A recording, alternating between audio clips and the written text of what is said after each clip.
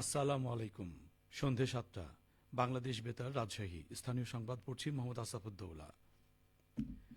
ত্রয়োদশ জাতীয় সংসদ নির্বাচনের তফসিল ঘোষণা করেছে নির্বাচন কমিশন।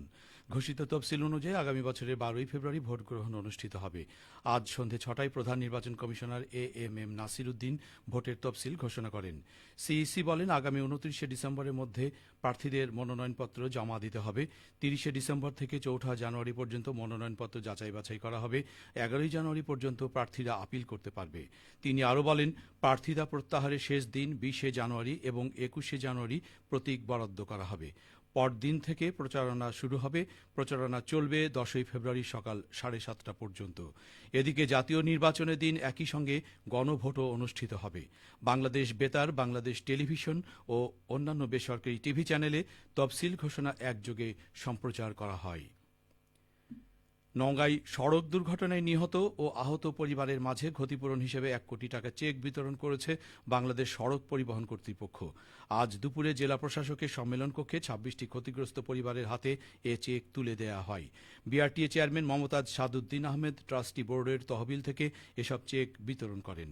অনুষ্ঠানে নিহত 18টি পরিবারের মাঝে 5 লাখ টাকা করে, গুরুতর আহত 1 পরিবারকে 3 লাখ ও আহত 7 পরিবারকে 1 লাখ টাকা করে চেক প্রদান করা হয়।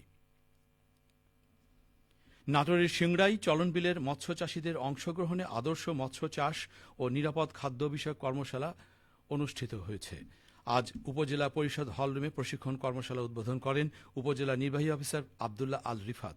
দিনব্যাপী কর্মশালায় সমাপনী অনুষ্ঠানে সনদ প্রদান করেন জেলা মৎস্য কর্মকর্তা ওমর আলী। কর্মশালায় জেলা মৎস্য কর্মকর্তা বলেন, চলন বিলের মৎস্য সম্পদ উৎপাদনে সমৃদ্ধি এসেছে। উৎপাদনের এই ধারা অব্যাহত রাখতে হবে। পাশাপাশি গুণগত মানের মৎস্য উৎপাদন নিশ্চিত করতে হবে। এ ব্যাপারে মৎস্য বিভাগ সবসময় নতুন প্রযুক্তি ও প্রশিক্ষণ প্রদানের মাধ্যমে মৎস্য চাষীদের পাশে থাকবে। প্রশিক্ষণ কর্মশালায় 40 জন মৎস্য চাষী অংশগ্রহণ করেন। নাটোরে আজ নাটোর আইটি ইনস্টিটিউটে কারিগরি শিক্ষা বোর্ডের অধীনে কম্পিউটার প্রশিক্ষণ কোর্স সমাপনকারী 100 জন শিক্ষার্থীকে সনদ প্রদান করা হয়েছে। অনুষ্ঠানে প্রধান অতিথি হিসেবে উপস্থিত ছিলেন সাবেক উপমন্ত্রী এবং নাটোর 2 আসনে বিএনপি মনোনীত সংসদ সদস্য প্রার্থী অ্যাডভোকেট এম রুহুল কুদ্দুস তালুকদার দুলু। তিনি বলেন, এই পৃথিবীতে টিকে থাকতে হলে প্রযুক্তির জ্ঞানের কোনো বিকল্প নেই। সবাইকে প্রযুক্তি জ্ঞান অর্জন করতে হবে, তবেই ওই ব্যক্তি সফলতা লাভ করবে। উপার্জনের জন্য এখন দেশের বাইরে যাওয়ার প্রয়োজন হয় না। প্রযুক্তির দক্ষতা থাকলে বাড়িতে বসেই অর্থ উপার্জন করা সম্ভব। রাজশাহী মেট্রোপলিটন পুলিশের পৃথক অভিযানে 21 জনকে গ্রেপ্তার করা হয়েছে। থানা ও ডিবি পুলিশের অভিযানে বিভিন্ন অপরাধের অভিযোগে তাদের গ্রেপ্তার করা হয়।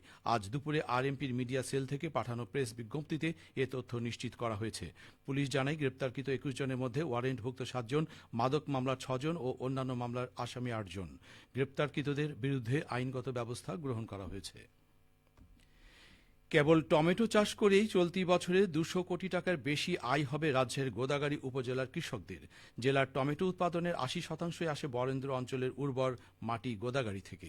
এবছর জেলায় প্রায় 3500 হেক্টর জমিতে টমেটোর আবাদ হয়েছে। এর মধ্যে গোদাগাড়ীতে আবাদ হয়েছে 2710 হেক্টর জমিতে, যা দেশের সবচেয়ে বড় টমেটো উৎপাদন কেন্দ্র হিসেবে জায়গা করে নিয়েছে। কৃষি বিভাগ বলছে, আবহাওয়া অনুকূলে থাকায় এবং চাষিদের আধুনিক প্রযুক্তি ব্যবহারের প্রবণতা বাড়ায় উৎপাদন ক্রমেই বৃদ্ধি পাচ্ছে। সবশেষে আবহাওয়া। আজ রাজশাহীতে সর্বোচ্চ তাপমাত্রা ছিল 26.4 ডিগ্রি এবং সর্বনিম্ন 12 ডিগ্রি সেলসিয়াস। সন্ধে 6টায় বাতাসে আপেক্ষিক আর্দ্রতার পরিমাণ ছিল 80%। রাজশাহী ও পার্শ্ববর্তী এলাকায় আগামীকাল সূর্যোদয় ভোর 6:39। সংবাদ শেষ হল। আমাদের পরবর্তী স্থানীয় সংবাদ প্রচারিত হবে আগামীকাল সকাল 8:10।